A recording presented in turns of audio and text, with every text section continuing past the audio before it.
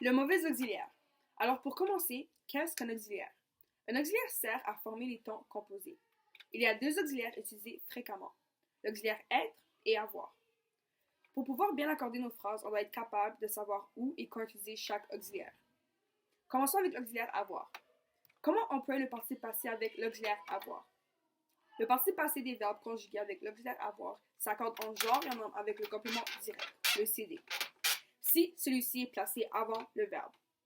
Pour trouver le complément auquel l'action exprimée par le verbe s'accorde, on se pose les questions qui ou quoi.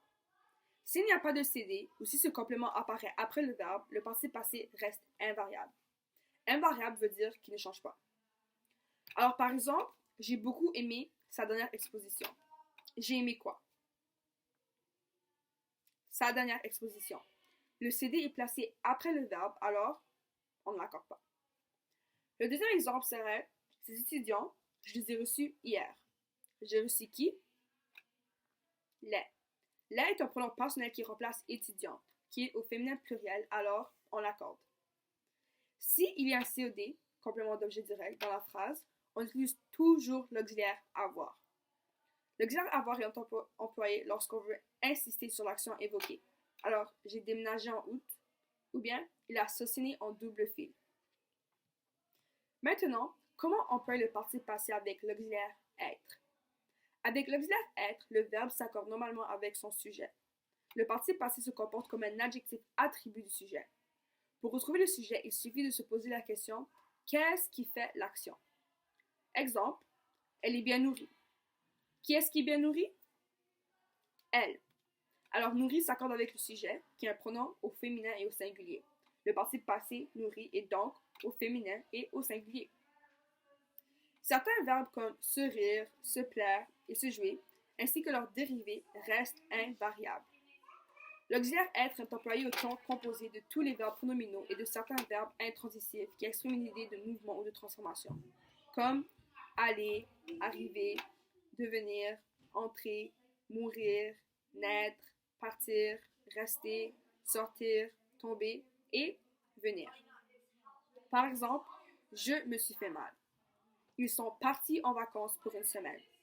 Il est rentré dans la maison par la porte arrière. Alors, on utilise aussi l'auxiliaire être avec tous les verbes pronominaux s'ils ne sont pas suivis d'un COD.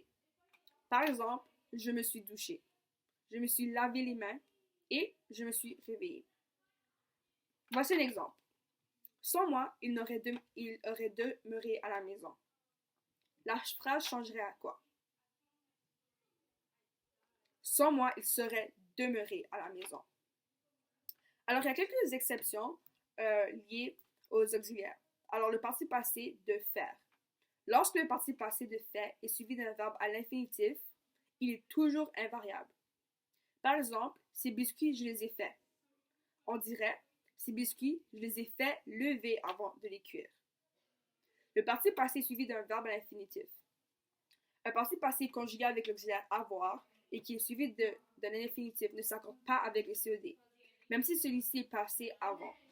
Mais si le COD est celui qui fait l'action du verbe à l'infinitif, le participe passé s'accorde. Par exemple, la voiture que j'ai vue peindre par les élèves du centre de formation professionnelle. On dirait, l'artiste que j'ai vu peindre est la femme de mon patron. Alors pour l'accord des participes passés, il faut consulter une bonne grammaire et savoir quand et où employer nos participes passés et avec quel auxiliaire le faire.